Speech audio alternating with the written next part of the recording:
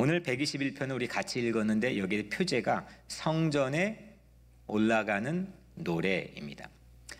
시편 120편부터 134편, 15편이 상당히 좀 비교적 짧은 시들인데, 이거는 성전에 올라가면서 보고 이게 노래 부를 수가 없잖아요. 다 암송해서 부를 수 있는 것들로 의도적으로 이렇게 편집을 해놓은 게 시편 120편부터 134편까지 성전에 올라가는 노래라는 표제로 붙여놓았습니다. 그래서 이거를 성전 순례송이라 불려지기도 하고, 근데 한 가지의 상황에서만 성전에 올라가는 노래가 아니라 편안할 때도, 아주 어려울 때도, 힘들 때도, 고립됐을 때, 성전이 없을 때에도 성전에 올라가는 노래를 이 15편 안에 각기 다르게 넣어두었습니다. 그래서 오늘 설교 제목은 교회 가는 길입니다. 교회 가는 길. 여러분에게 오늘 교회 오는 길은 어떠했습니까? 또 여러분들이 서 있는 삶의 자리에서 예배 드리러 앉아 있는 그 길은 어떠했습니까? 오늘 지금 맨하탄에서 오신 분들도 계시고, 또 멀리에서 오신 분도 계시고, 또 이제 우리 교회에 오늘부터 오픈해서 어르신들도 계시고, 몸이 아픈 분도 있고, 여러분들이 있는데, 여러분들에게 오늘 교회까지 오시는 길은 어떠했습니까? 마음은 어떠했고, 또 여러분들이 오늘 교회를 향해서 오는 바라보는 그런 마음과 자세는 어떠했습니까? 제가 어떤 시인의 시를 하나 소개를 하려고 하는데, 반칠환이라고 하는 시인의 수평선이라는 제목을 가진 시입니다. 제목이 수평선입니다. 멸치 한 마리가 솟구쳐 올랐을 뿐인데 일손 수평선은 수평을 놓친다. 수평선은 언제나 수평이 없는 채로 수평이다. 한 번만 더 제가 읽어드릴게요. 멸치 한 마리가 솟구쳐 올랐을 뿐인데 일손 수평선은 수평을 놓친다. 수평선은 언제나 수평이 없는 채로 수평이다. 이런 거죠. 이거는 망망대해 바닷가 수평선이 있죠. 저 멀리 수평선 라인이 쭉 있는데 눈앞에서 멸치 한 마리가 툭 하고 뛰니까 그 수평선이 라인이 흔들린다는 거죠.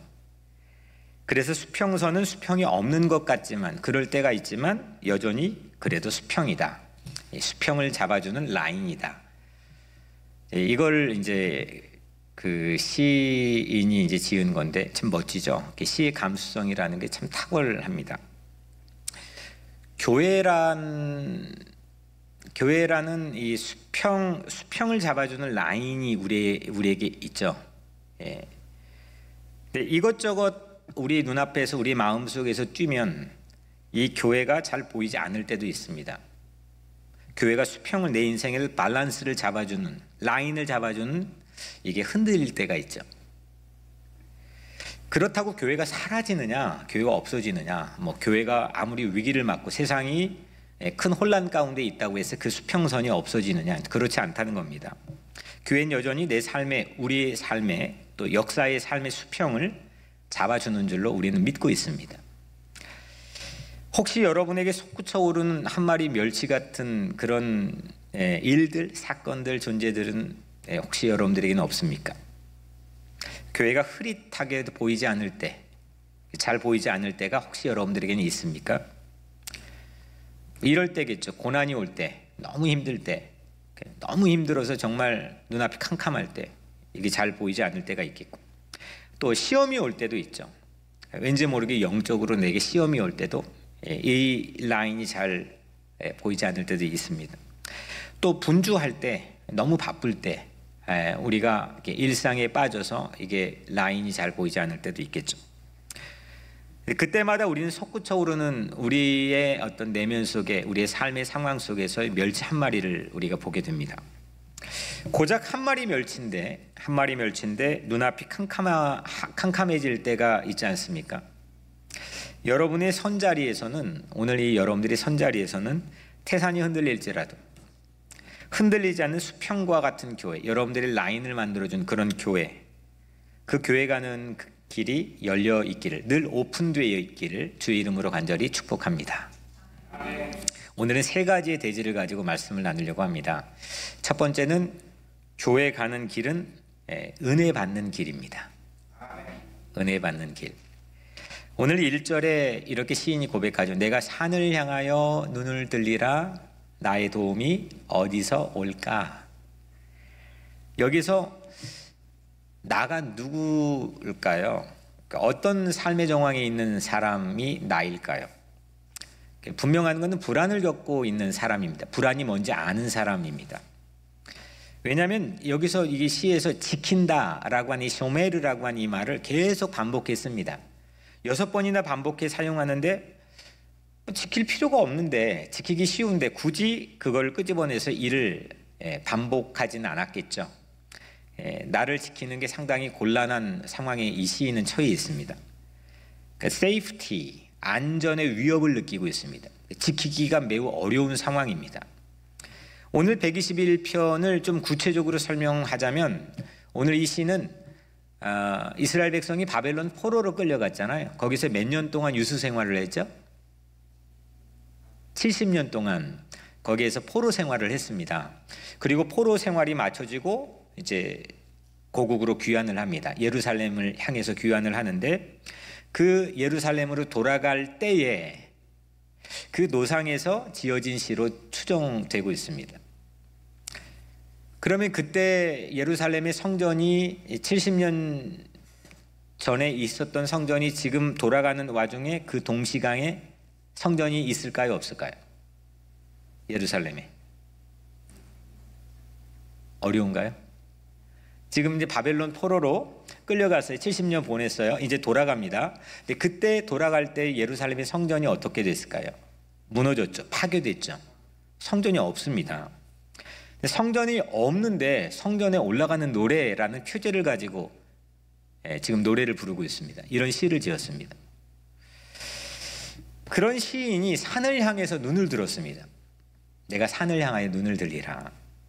산은 당시 예루살렘의 성전이 있었던 자리, 성전산이라고 불려집니다. 성전이 없는 성전산, 실제로는 성전이 무너진 성전산, 그걸 바라보는 거죠. 꼭 오늘의 시에 있는 수평이 없는 수평과 같은 이치입니다. 수평이 흔들리는 수평과 같은 이치죠. 지금 성전산, 예루살렘의 성전산과 지금 이제 포로 생활 끝내고 돌아가는 이 시인이 선 자리, 이 공동체가 선 자리에 지리적 거리에는 상당히 거리가 있습니다. 그리고 거기에는 우리가 아까 시에 살펴봤던 멸치떼가 한 마리 정도가 아니라 그 광야를 걸어가고 있는데 멸치떼가 마구 솟구쳐 올라 있을 수도 있습니다. 교회로 가는 길을 잃어버릴 수도 있습니다. 성전도 무너졌겠다. 그리고 성전산을 봐서 무엇이 나오겠습니까? 보통 불안할 때는 이런 때죠. 나를 도와주거나 아껴줄 이가 별로 없는 상황에 사람이 불안합니다. 스스로 때로는 뭐 그렇게까지 극단적으로 생각하는 경우가 많지는 않겠지만, 난 쓰레기야. 난 쓰레기 같아. 쓰레기처럼 생각되는, 자기 비하하는 때도 있죠. 그런데 오늘 시인은 그렇게 생각하지 않고 나를 지으시고 나를 아껴주신 하나님의 도움을 노래했습니다. 시인은 오늘 성전 없는 성전산을 바라보았고, 또 광야에서, 그 험한 광야에서 나를 도와주시는, 나의 도움이 되어주시는 하나님을 바라보았습니다. 이게 바로 교회 가는 길에 받은 은혜입니다. 우리 이 교회를 오기 위해서 우리가 일도 하고 헌신도 하고 여러 가지 또 하지만 가장 먼저 중요한 건 뭐냐? 우리가 은혜 받아야 될 줄로 믿습니다. 하나님께서는 우리에게 은혜 베풀기를 원하십니다. 교회 오는 길이 가장 중요한 정의는 뭐냐? 우리에게 가장 중요한 과제는 뭐냐? 은혜 받아야 됩니다. 저도 여러분들도 오늘 이 교회 오는 길, 예배 자리에 서기까지 오는 길, 그 길 위에 은혜를 소멸하지 않고 하나님이 주시고자 하는, 하나님이 여러분들을 아끼시면서 주시고자 하는 그 풍성한 은혜를 오늘 여러분들이 받게 되기를 주님의 이름으로 간절히 축복합니다. 도움이라고 하는 게 성경에 가장 먼저 쓰여졌던 이 곳이 이제 한 곳이 있는데, 물론 창세기겠죠. 도움, 히브리어로 에젤입니다. 아담을 하나님이 지어놓고 혼자 있는 게 보기 좋지 못했죠. 그래서 하와를 만들었습니다. 그때 하나님께서 하와를 돕는 배필이라고 불렀죠. 돕는 배필, 그 에젤입니다. 보통 이 에젤은 사람에게는 사용하지 않습니다. 매우 드뭅니다. 구원자이신 하나님에게, 하나님이 정말 우리를 도와주실 때 이 에젤을 사용합니다. 근데 오늘 하나님을 나의 도움, my 에젤 이렇게 부르는 거죠. 하나님은 나의 에젤. 교회에 가는 길에 우리는 뭘 만나느냐? 에젤을 만나는 거죠.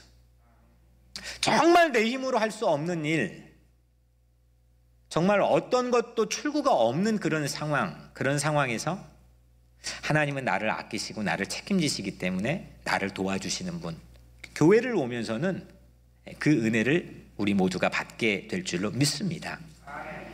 교회 가는 길은 하나님이 지켜주실 줄로 믿습니다. 교회 가는 길은 하나님이 지켜주세요. 오늘 시인의 가장 큰 이슈가 뭐라고 그랬죠? 세이프티 문제입니다. 안전입니다. 오죽하면 지키시리로다, 이걸 계속해서 반복했겠습니까? 지키기가 매우 어려웠던 환경에 그 경험을 했기 때문에 말하는 거 아니겠습니까?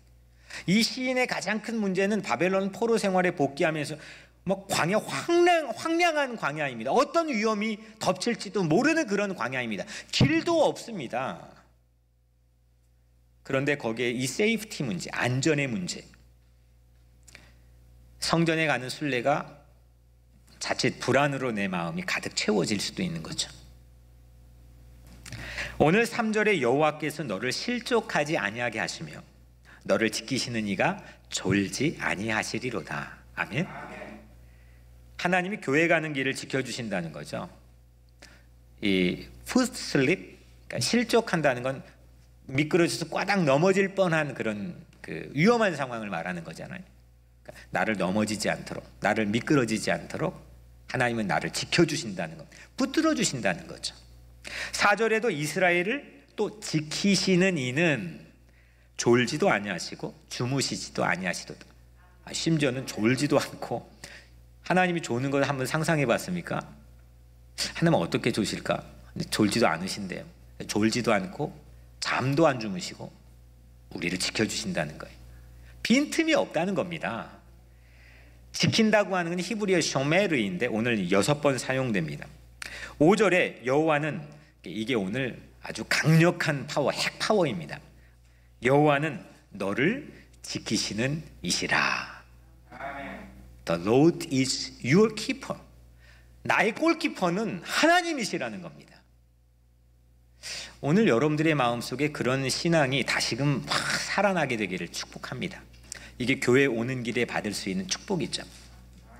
7절 말씀에 여호와께서 너를 지켜, 또 지켜 나왔습니다. 지켜 모든 환난을 면하게 하시며 또 내 영혼을 지키시리로다. 영혼을 지켜주시는 겁니다. 8절 말씀 마지막 절이죠. 여호와께서 너의 출입을 지금부터 언제까지요? 영원까지 지키시리로다. 오늘 시인의 브랜드는 뭐냐면 지켜줌입니다. 누군가 나를 붙들어줌, 보호해줌, 피난처가 되어줌, 딱 하고 지켜줌, 키퍼가 되어줌. 이게 오늘 시인이 경험했던 가장 굵직한 어떤 체험입니다. 교회 가는 길, 성전을 향해 가는 길, 하나님이 철통같이 지켜주신다는 거죠. 하나님은 어떻게 성전 가는 길을 지켜줬느냐? 오늘 시인이 고백하는 것은 6가지의 성전 가는 길을 지켜줬다고 고백합니다. 먼저 실족하지 않도록, 넘어지지 않도록 지켜줬죠. 그리고 주무시지도 않고 지켜줍니다. 잠도 안 주무시고 지켜줍니다. 광야에서는 그 나무 한 그루 없는 광야에서는 그늘이 되어서 지켜줍니다. 그리고 낮밤 빈틈없이, 낮의 해가 밤의 달이 상치 않도록 빈틈없이 나를 지켜줍니다. 영혼을 지켜줍니다. 신체뿐만 아니라 내 영혼도 지켜줍니다. 나의 들어오고 나가는 출입도 지켜주십니다. 아멘. 이 6가지를 하나님은 교회 가는 길에 지켜주었다고 오늘 시인은 체험하고 고백하고 있는 거죠. 첫 번째, 넘어지지 않도록, 또 졸지도 않아 24시간 동안 나를 지켜줬다. 또 그늘이 되어 지켜준 것, 나에게 낮밤 빈틈없이 지켜주시고 내 영혼까지 지켜주시고 나의 출입을 지켜주셨다. 이 6가지가 여러분들에게 체험이 될 뿐만 아니라 여러분들의 기도의 언어가 되기를 축복합니다. 하나님, 내가 교회 가는 길에 이 6가지 체험들을 모두 다 이루게, 모두 다 응답받게, 모두 다 체험할 수 있도록 하나님 나를 도와주세요. 그럴 줄로 믿습니다. 그렇게 여러분들 기도하기를 바랍니다. 교회 가는 길을 하나님은 졸지도 않고 주무시도 않고 지켜주십니다. 우리가 비록 묶인 채로 있을지라도, 이게 내가 운신의 복이 상당히 좁아 있는 그런 어려움의 상황이 있을지라도, 깊은 위험에 노출되어 있을지라도 하나님께서는 여러분들을 지켜봐주고 계시고 또 지킬 것입니다. 하나님이 나를 지켜봐 주시고 지켜주신다는 그런 의식을 갖는 한, 내가 묶여 있을 때도 주님의 군사로 단련되고 있는 그런 시간이라는 것을 우리는 배울 수 있겠죠. 오늘 이 말씀의 사실 결론은 뭐냐? 오늘 마지막, 내 영혼을 지금부터 영혼까지 뭐예요? 지키시리로다. 지키시리로다. 이게 오늘 말씀의 결론입니다. 사실은 지키시리로다. 이 지키시리로다라는 의식만 갖고 살면 내 삶이 전혀 다른 일들이 펼쳐지게 되고 다른 것들이 보이게 되는 거죠. 오늘 이 교회 가는 길, 두 번째로 하나님께서는 여러분들의 모든 걸 지켜주실 줄 믿습니다. 세 번째로 교회 가는 길. 첫 번째가 뭐였죠? 교회 가는 길은 은혜 받는 길. 그리고 두 번째, 교회 가는 길은 하나님이 지켜주시는 길. 세 번째는 새로운 간증이 만들어지는 길입니다. 교회 가는 길은 새로운 간증이 만들어지는 길입니다. 오늘 7절에 보면 여호와께서 너를 지켜 모든 환난을 면하게 하시며 또 내 영혼을 지키시리로다. 아멘. 근데 저는 이 말씀을 보면서 이렇게 솔직하게 의문이 생겼습니다. 어떤 의문이냐? 하나님이 우리를 지켜서 모든 환난을 정말 면하게 하시는 거냐? 모든 환난을 면제해 주시는 거냐? 분명히 여기 고백하잖아요. 모든 환난, 부분적인 환난이 아니라 모든 환난을 면하게 하시고 또 내 영혼을 지키시리로다 했잖아요. 정말 그런 거냐? 여러분들의 현실은 어떻습니까? 하나님 믿으면 환난을 안 겪을까요? 그죠? 또 어떤 분은 더 많이 겪는다고 생각하시는 분도 있겠죠. 고단하지만 현실은 우리의 환난을 피해가거나 면하지는 않습니다. 하나님을 믿어도 우리 환난을 마주합니다. 하나님을 믿으면 물론 여러분들이 잘 되기를 바라지만 실제 안 그럴 때도 있다는 건 부인할 수 없는 현실입니다. 우리 성도들 가운데서도 정말 예수님 잘 믿는데 여전히 어려운 형편에 놓여 있는 분들도 있습니다. 우리 주변에도 그럴 수 있습니다.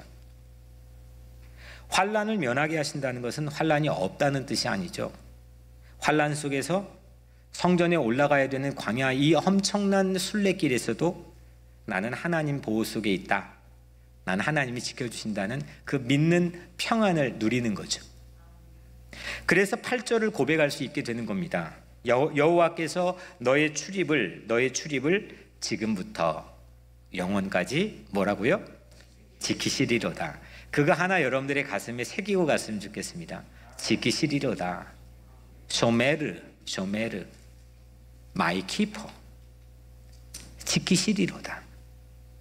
들어오고 나가는 출입을 영원토록 지키시리로다. 신명기 28장 6절 말씀인가요? 그 제사장의 축복이죠. 이 이스라엘 백성은 제사장이 축도의 크기만큼 자기 존재의 크기가 결정된다고 믿는 사람들입니다. 우리 크리스찬들도 마찬가지죠. 그러니까 제사장의 축복의 28장 6절 말씀에 들어와도 복을 받고 나가도 복을 받고 출입의 복을 그들은 선포했고 축복했습니다.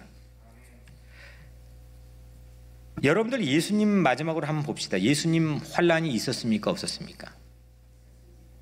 예수님에게도 공생의 출현 시작부터 광야에서 환란으로 시작해서 마지막까지 환란이 없는 때가 없었습니다. 어떻게 그렇게 살았나 싶습니다. 그냥 예수님이 와 멋있는 분, 능력 있는 분 생각하니까 그게 약간 섀도우처럼 가려져 있는 거지, 사실은 예수님을 환란에 대한 앵글로만 보면 전부 다 환란으로만 채워져 있습니다. 환란의 연속이었습니다. 급기야 그분이 십자가 환란에 죽임을 당하잖아요. 생각해 보세요. 그냥 우리의 십자가 뭐 그렇게 하면서 정말 찬란한 구원의 징표로 우리가 생각하니까 뭐 그렇게 하지만, 아니 억울하게 맥없이 십자가에 매달려 처형을 당한다고 생각해 보십시오. 그런데 내가 마음을 나누었던 사랑하는 모든 친구들, 동지들이 또 등을 돌리고 다 떠나버리는 아주 고독한 삶의 자리에 상상이 잘 되지 않습니다. 쉽게 내가 십자가를 진다고 감당하겠다고 말한다는 게 나에게는 사치가 아닐까, 그런 생각도 해봅니다. 예수님은 정말 환란의 연속이었을 뿐만 아니라 환란으로 삶의 마지막 마침표를 찍었습니다. 왜 그러셨을까? 줄곧 갈릴리에서 예수님이 활동했는데 왜 한 몇 차례 이렇게 예루살렘에 방문했는데, 공생에서 딱 그 방문했는데 예수님이 왜 굳이 예루살렘의 성전에서 죽고 부활하시? 인구가 많기 때문에? 저는 그렇지 않다고 생각합니다. 교회 가는 길이었습니다. 교회 가는 길에 당한 어려움이었습니다. 하지만 교회 가는 길을 열어주셨습니다. 하나님 마침내 성전 가는 길을 지켜주신 새로운 간증, 교회 가는 길에 일어난 새로운 간증, 부활의 간증, 십자가의 간증을 예수님을 통해 우리에게 남겨주지 않았습니까? 이게 새로운 간증입니다. 환란 다 끝나고 다 넘어가고 야 나는 이젠 됐다, 성공했다, 야 이게 다 이루어졌다, 이게 아니잖아요.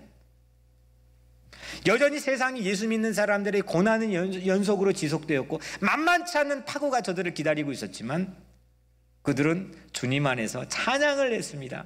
환난 가운데서 하나님을 찬양을 했습니다. 기뻐했습니다. 그게 희망인 거죠. 진짜 희망. 저는 희망이라는 게 참 단순하다고 생각합니다. 방이 있다고 칩시다. 이렇게 네모나게 방이 있는데 아주 캄캄한 방입니다. 칠흑같이 어두운 방입니다. 이거를 밝아지게 하는 방법이 하나 있습니다. 뭘까요? 문을 하나 내면 됩니다. 가운데 창문을 하나 내면 빛이 들어와서 밝아집니다. 하나님이 하시는 일이 뭘까요? 하나님이 하시는 일은 캄캄한 내 영혼에 창문 하나 내주시는 겁니다. 빛이 들어올 수 있도록 창문 하나 내주시는 겁니다. 창문 하나 내면 동일한 방이었는데 전혀 달라지는 거죠. 동일한 삶인데 전혀 달라지는 겁니다. 이게 예수 믿는 교회 가는 길에 누리는 축복 아니겠습니까? 교회 가는 길은 창문 하나 내는 일입니다. 캄캄한 흑암 가운데 살다가 교회 가는 길은 뭐냐? 답답한 허기졌던 내 인생에 창문 하나 내는 겁니다. 빛이 들어오게 할 창문을 내는 것, 그것이 바로 세상을 향한 희망이기도 합니다. 그것이 교회 가는 길입니다. 그래서 믿는 사람들은 이런 간증해야 되죠. 내 속에 창문 하나 있어. 내 생이 고통스럽게 너희들 눈에 보일지라도, 내 삶이 여전히 비루하게 세상 사람들의 눈에 보일지라도 그대 눈에 보이지 않는 창문이 내 안에 있어. 사랑하는 성도 여러분, 예수 그리스도는 내 인생의 창문인 줄로 믿습니다. 교회 가는 길은 내 인생의 창문 하나 내는 일이고 그것이 예수 그리스도를 바라보는 믿음입니다. 교회의 수평선이 고작 멸치 몇 마리 솟아올라 흔들고 있지는 않습니까? 교회 가는 길을 혹시 잃어버리진 않았습니까? 그 라인이, 그 수평을 잡았던 라인이 막 흔들리고 있지는 않습니까? 우리들은 오늘 이 시간에 교회 가는 길을 다시 복구합시다. 다시 수리합시다. 다시 회복합시다. 다시 점검합시다. 다시 걸어갑시다. 현장이냐 아니면 온라인이냐 이 이슈가 아닙니다. 내 마음속에 정말 주님의 성전을 향한 이 길에 하나님의 은혜를 받고 있고 하나님 나를 지켜주신다는 믿음이 흔들리지 않고 있고 내 안에 정말 살아있는 새로운 간증들이 이 교회 가는 길에 과연 있는지가 우리에게는 가장 중요한 관건이 된 줄로 믿습니다. 교회 가는 길을 다시 찾읍시다.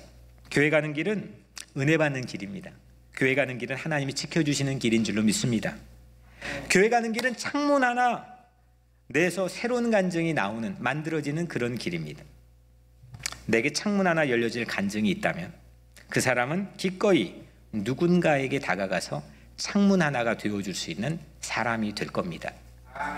교회 가는 길을 뚝딱 기계적인 것처럼 생각해 왔지만 그러나 멸치 하나 뛰어도 아니 멸치 떼거지로 뛰어도 요동치 않는 교회 가는 길이 오늘 사랑하는 모든 성도들의 마음속에 임하게 되기를 주님의 이름으로 간절히 축복합니다.